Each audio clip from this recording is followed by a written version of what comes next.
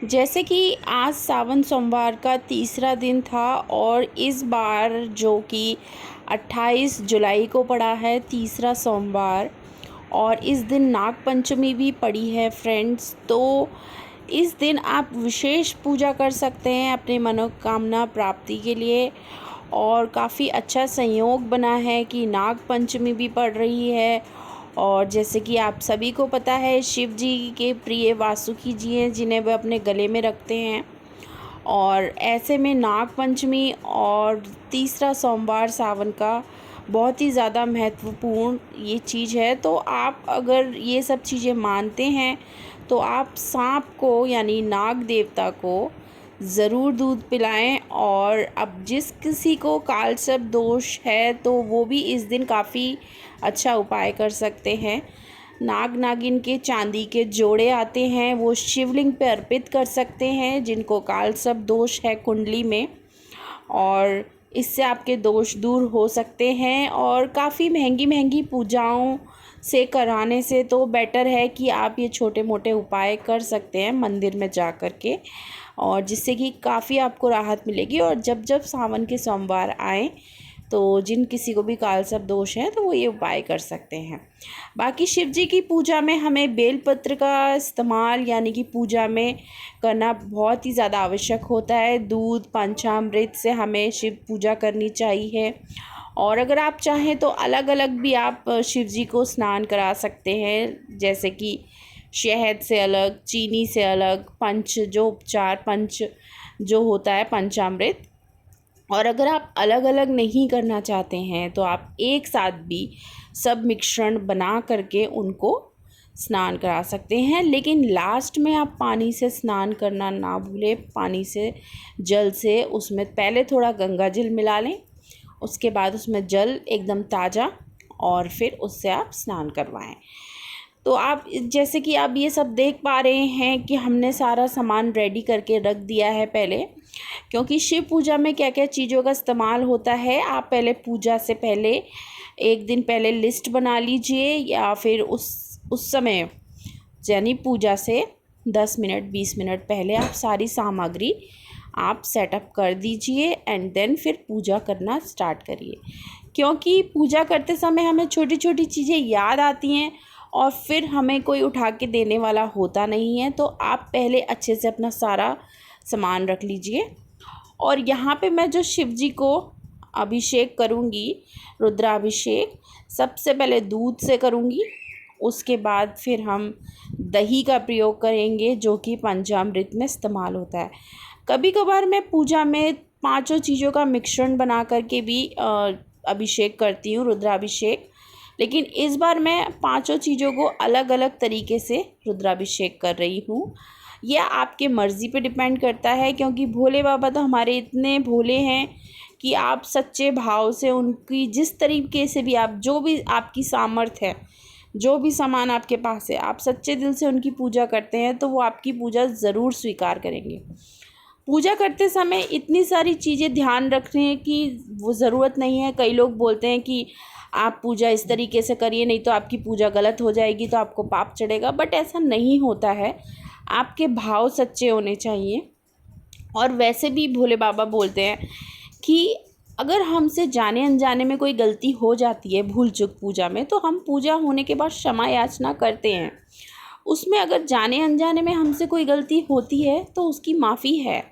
But अगर कोई जान करके वह गलती कर रहा है, जैसे कि पूजा में हमें ये चीज़ पता है नहीं करनी है, और अगर हम जान के वो गलती कर रहे हैं एक बार दो बार बार बार, तो हमें फिर उसके लिए दंड मिल सकता है। लेकिन अगर हम लास्ट में पूजा करने के बाद हमसे पूजा में बहुत सी गलतियां होती हैं जो कि हमें नहीं पता चल पाती है, तभी हम पूजा के अंत में शिव जी से या जिनके जो भी प्रिय भगवान हैं उन सभी से हम उनसे प्रार्थना करते हैं, क्षमा याचना करते हैं कि हमें क्षमा करिएगा अगर हमसे कोई ऐसी भूल चूक में गलती हो गई है पूजा में, हवन में या रुद्राभिषेक में या जिसमें भी, तो आप हमें क्षमा करिएगा भोले बाबा। तो ये आप जिस भी भगवान की पूजा करते हैं लास्ट में आप क्षमा याचना ज़रूर करें। और एक बात और बोलना चाहूँगी फ्रेंड्स आप सभी से कि आप लोग भी कमेंट में अपना अपना तरीका, जिस तरीके से आप सबके इष्ट देव, प्रिय देव कौन है, जो भी भक्ति चैनल से रिलेटेड मेरे चैनल को सब्सक्राइब कर रखा है जिन्होंने भी, आप लोग भी अपना पर्सनल एक्सपीरियंस शेयर कर सकते हैं कमेंट्स में और बता सकते हैं कि भोले बाबा ने किस तरीके से आपको कभी दर्शन दिए हैं लाइफ में, या आपके इष्ट देव प्रिय कौन हैं और आप किस तरीके से रुद्राभिषेक, किस तरीके से आप पूजा पाठ करते हैं अपने प्रिय भगवान के। तो ये देखिए, हम शहद से भोले बाबा को स्नान करा रहे थे और शहद से हम थोड़ा सा ऐसा स्पर्श करेंगे। कई लोगों का मान्यता होता है, कई लोग ये बोलते हैं, बट ये बात सत्य नहीं है। कई लोग ये बोलते हैं कि स्त्री को शिवलिंग नहीं स्पर्श करना चाहिए, लेकिन ऐसा नहीं है। कन्याओं के लिए भी बोला जाता है कि कन्याओं को शिवलिंग स्पर्श नहीं करना चाहिए, बट शादीशुदा महिलाएं स्पर्श कर सकती हैं शिवलिंग। बट मेरे अनुसार तो मुझे ऐसा नहीं लगता है, क्योंकि शिव भगवान एक ऐसे भगवान हैं, वो बहुत भोले भंडारी हैं और ये सृष्टि के रचयिता और वो सभी के पिता हैं। तो ये नियम कानून सिर्फ स्त्रियों पे ही क्यों लागू हो जो कि कन्या है, जो शादीशुदा है। इसलिए ऐसा मेरे हिसाब से तो मैं नहीं मानती हूँ। कोई भी शिव जी को स्पर्श कर सकता है, उनका भाव सच्चा होना चाहिए, और यही बस मैं बात बोलना चाहूँगी। अब हम लास्ट में हमने पंचामृत से भोले बाबा को स्नान करवा दिया अलग अलग से। लास्ट में हम जल ज़रूर से स्नान करवाएंगे, जिससे कि हम भोले बाबा को एकदम स्वच्छ कर देंगे और किसी साफ़ कपड़े से उनको पोंछ लेंगे। उसके बाद आप इत्र समर्पित कर सकते हैं भोले बाबा को। एक बार आपने स्नान करा दिया अच्छे से पंचोपचार से, पंचामृत से, उसके बाद फिर आपने जल से, एंड जल के बाद में इत्र लगाने के बाद में आप त्रिपुंड लगाइए, और त्रिपुंड के बाद आप अक्षत समर्पयामी करके बोल सकते हैं। अक्षत ज़रूर समर्पयामी करें, लेकिन अक्षत का बस एक ध्यान रखें, अक्षत टूटे नहीं होने चाहिए फ्रेंड्स, क्योंकि टूटे अखंडित जो अक्षत होते हैं चावल, वो भोले बाबा स्वीकार नहीं करते हैं और उससे रुष्ट हो जाते हैं। बट कभी कभी क्या होता है फ्रेंड्स, कभी कभी इंसान को नहीं पता होता है, उससे गलती हो जाती है उसको पूजा पाठ की।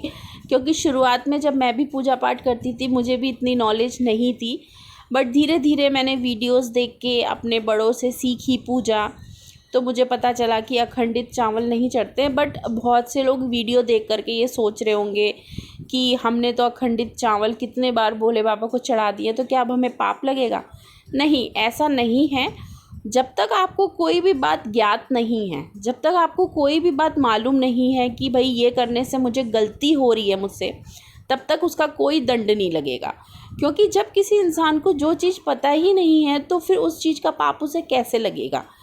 अगर आपने जानबूझ के कोई ऐसी गलती करी है, जो आपको पता है कि मुझे अखंडित चावल नहीं चढ़ाने हैं, बेलपत्र कटे फटे नहीं चढ़ाने हैं, जान जान के आप अगर गलती कर रहे हैं, तो उसका दंड लगता है। लेकिन अगर कोई अज्ञात है, जिसको कोई नॉलेज ही नहीं है कि भाई छोटा बच्चा है या कोई इंसान है जिसको पता ही नहीं है कि हम ऐसी चीज़ें भोले बाबा को अर्पित करेंगे तो इसका हमें दोष लगेगा या हमें से दंड मिलेगा, तो उसको कोई पाप नहीं लगेगा, क्योंकि वो अज्ञान है, अज्ञानी इंसान है वो।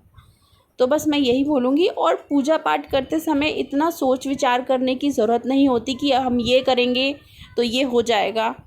अगर हम पूजा पाठ में इतना सोच विचार करने लगें, तो फिर वो पूजा पाठ ही किस बात की। अगर इंसान इतना सोच सोच के पूजा पाठ करेगा कि अरे मुझसे कहीं ये गलती ना हो जाए, मुझसे कहीं वो गलती ना हो जाए, तो वो इंसान तो बेचारा पूजा कर ही नहीं पाएगा।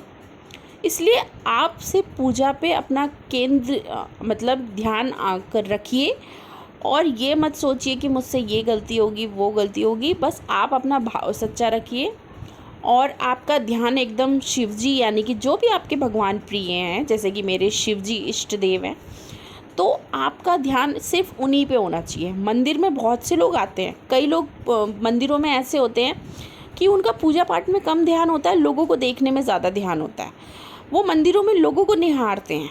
ऐसा नहीं होना। जब हम भगवान की पूजा करने मंदिर में आए हैं, तो हमारा ध्यान सिर्फ भगवान के प्रति होना चाहिए और भगवान की तरफ आकर्षित होना चाहिए। दूसरों को देखने से तो फिर एक तरीके से ये पूजा एक तरीके से नाम की पूजा है। ये फिर आप सिर्फ लोगों को दिखाने के लिए नाम की पूजा करें। लेकिन जो सच्चा भक्त होता है ना शिव जी का या कोई भी भगवान का, जो भी आपके प्रिय देवता हैं, तो वो दुनिया को नहीं देखता है, उसका सिर्फ एकदम ध्यान, यानी कि उसका गोल एकदम सीधे उसका भगवान पे होता है। अपनी मनोकामना बोलिए, सबसे पहले पूजा करने से पहले अपना गोत्र बोलिए, नाम बोलिए, आप कहाँ रहते हैं, वो सारी चीज़ें आप मेंशन करिए। आपके पिता का नाम क्या है या पति का नाम क्या है, ये सब चीज़ें आप मेंशन करिए, कहाँ रहते हैं। उसके बाद आप पूजा स्टार्ट करिए। और कई लोग अपने हाथ में पहले जल एंड पुष्प और थोड़ा सा अक्षत और थोड़ा सा एक रुपये का सिक्का नहीं है तो बस इतना ही लेके, थोड़ी सी दूरवा लेके, जल लेके भोले बाबा के आगे अपनी गोत्र वगैरह ये सब बोलना पड़ता है, तब जाके पूजा स्टार्ट होती है। बट कईयों को ये सब चीज़ें नहीं पता होती। अब कई लोग इस वीडियो को देख के सोच रहे होंगे कि हमने तो ऐसा किया नहीं है, हमारी पूजा सक्सेसफुल होगी कि नहीं। वही बात आ जाती है, फिर मैं दोबारा से यही बोलूँगी कि जब तक आपको कोई चीज़ पता नहीं है तो उसका दोष नहीं लगेगा। लेकिन अगर आप जब जान चुके हो पूजा किस तरीके से करनी चाहिए, तो जान जान के हमें वो गलती नहीं करनी है। तो फ्रेंड्स, बस एक छोटी सी वीडियो आप लोगों के लिए बनाई थी भक्ति से रिलेटेड। आई होप आपको अच्छी